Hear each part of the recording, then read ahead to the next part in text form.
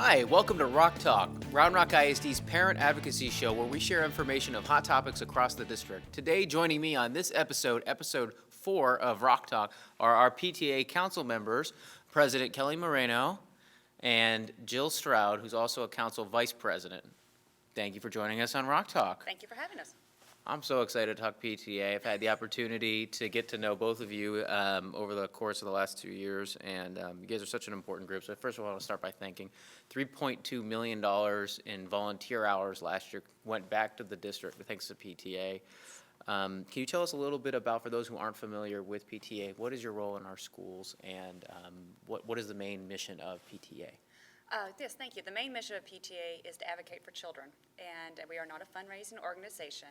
Our purpose in schools is to provide an opportunity for parents and community members to get involved at the school level with their local units or involved at the council level, the higher level, Texas PTA. So when we talk about council, so let's kind of break down and kind of explain the different levels. So at the campus, we have PTA organizations. Yes.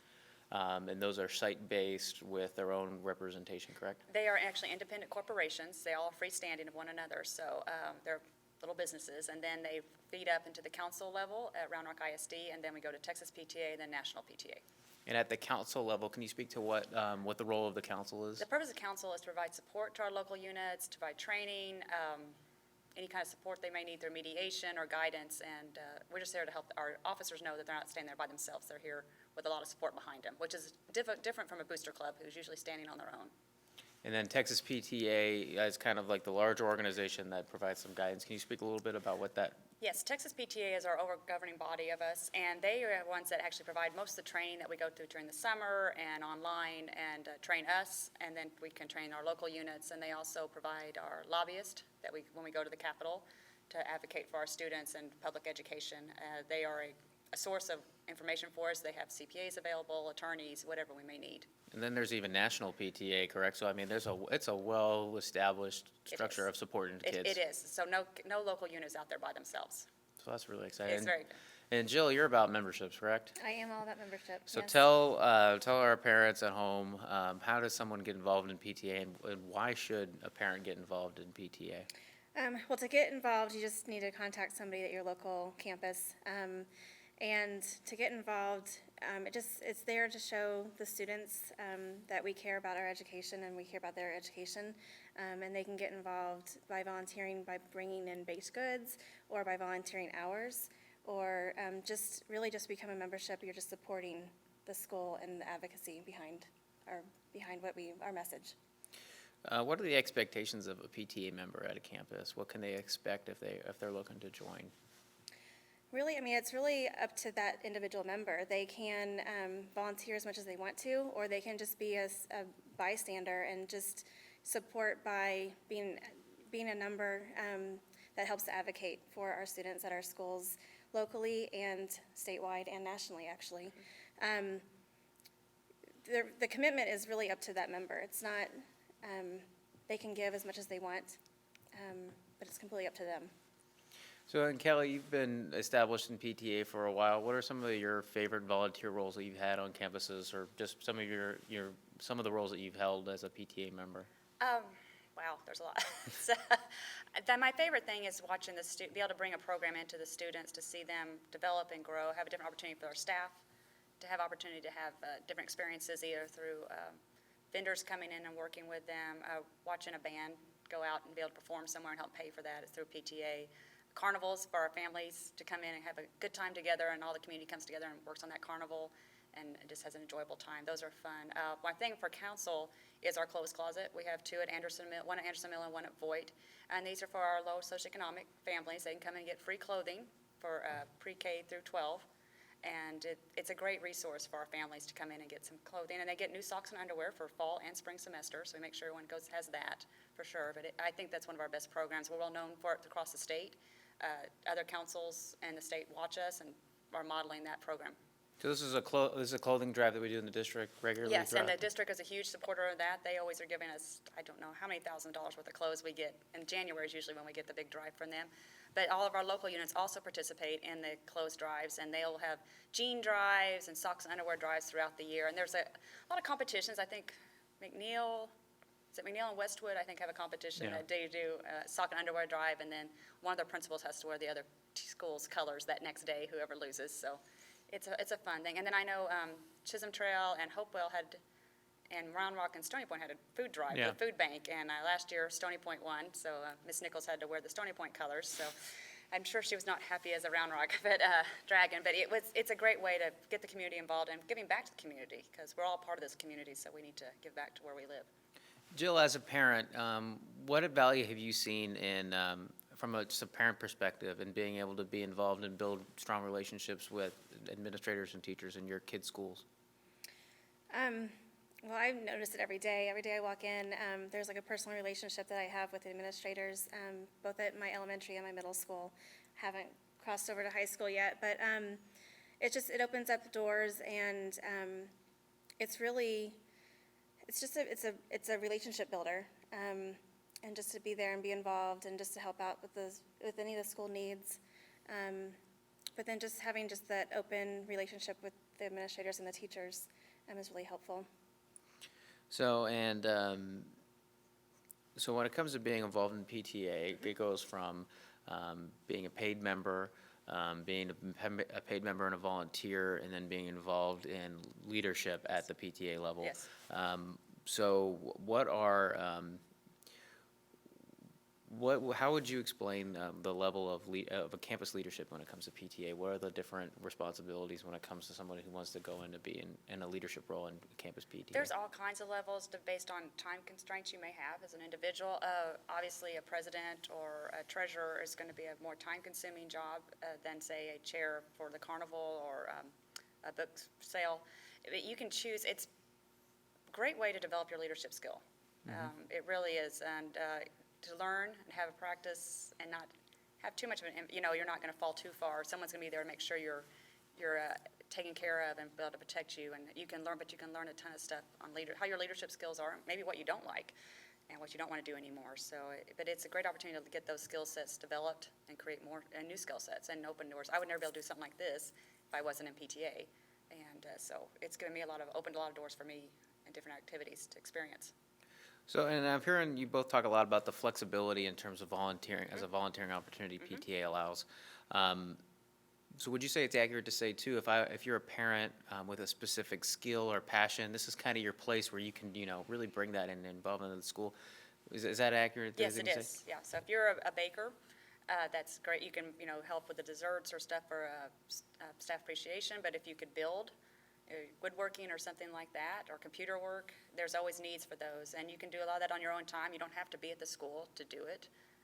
A lot of our teachers send stuff home that needs to be cut out, especially at our elementary level, the manipulatives that get destroyed every day. Those can come home, and you can do that while you're watching your favorite TV show. So you don't have the need to be at the school, but there are opportunities to serve at the school if that's what you prefer to do.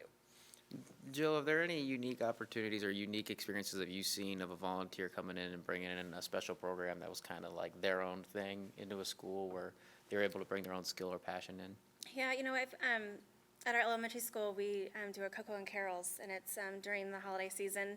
And the person that has really taken us to the higher level, she is a professional dancer, and so that was her passion, and she does such a phenomenal job choreographing all the community members that we have that come in to do the performances. And so it's really great to see something that they can do that's something that they're passionate about and bring it to the schools. And the kids are learning from that as well. That's awesome. So obviously, when you join PTA, there's a membership cost. Yes. Can you explain what the membership costs are in terms of the variance, Kelly, and explain where that money goes to? Right. Every PTA has to have a different cost, but all of them have to pay national and state dues. So it's $225 to the state of Texas and $225 to national. So it's $450 totally going out from your local unit. And then the local unit has a part they keep. So it depends. It could be $5 to $15, depending on the school, what the total cost would be. So, and just to better explain too, or to continue to expand and make sure we get the point home, when you're paying Texas dues and you're paying to the national PTA, that's going to support all the services that Yes. benefit kids. Yes, it is. It all goes back to for advocacy for children. And then the dollars that stay with the local chapter are going to fund local programmings that, Right, and those dollars that stay with the local chapter are voted on by their membership, how they want to spend it. It's not voted on by the executive board. The membership chooses how money is going to be spent. So you have a voice as a member to say where that money is going to be spent. so every member in a PTA at a local level has control, has a vote, a voice in how their budget is spent. Yes, and we That- encourage their voting. That is an interesting concept. I didn't even know that, so that's good to learn. Who can join PTA? Is PTA just for parents of a specific school? Could you No, explain? and I turn over to Jill because we have the community membership program. Yeah, so we, anybody can join, anyone from the ages of 0 to 110, community members, neighbors, parents, grandparents, aunts, uncles. And we did launch the community membership program at council a couple years ago, and we go out and look for local businesses that want to support and want to advocate for our students at Round Rock ISD. And anyone can join their own local member, or their own local PTA, and/or they can join all of our schools. And Kelly is actually one of our platinum members and has joined every single one of our schools. So, thank you. So Jill, can you tell us about how a community member who's interested in a community membership can get involved and get signed up, and what's expected of them as a community member of PTA? Certainly. So our council does have a website. It's rrisd.council.my-pta.org. And we do have an online store, and so there are several different packages, platinum, all the way down to just a regular community member. And you can go on, you can select the schools that you are interested in joining. And as a community member, again, you can become as much involved as you would like, or you can just be behind the scenes and just be a supporter and just advocate for them just by being a voice. So if you want to get inside and help and vote on things, then you're more than welcome to attend the meetings. Otherwise, just the support of just being a member is all it takes. Awesome. So Kelly, we're fortunate in Round Rock ISD to have such a diverse population. Yes, we are. When you look at some of our east side schools, it looks so much different than the schools in the middle of our district, and even more diversity on the west side. What are some of the advantages in having an organization that really is representative of the whole wide spectrum of our district? Because PTA is here for all children, regardless of their race or gender and religious background. So I think it brings all of our community members together to form behind one group, to support our schools and be advocates and make sure every child reaches their potential. It gives them that forum to do that. And it doesn't matter where you come from, and we can all learn from every culture.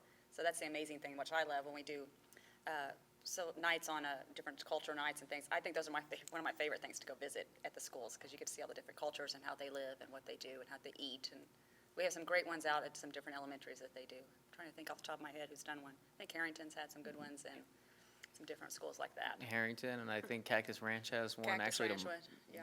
has one coming up, and a lot of elementary schools A lot of do elementary that. schools do it, yes. And those are PTA events. Yes. So no, those are a great example. So, but before we kind of wrap up our day, I'm going to ask you both to kind of leave one last takeaway that you want parents to know about PTA or our community in general, something we haven't had a chance to talk about.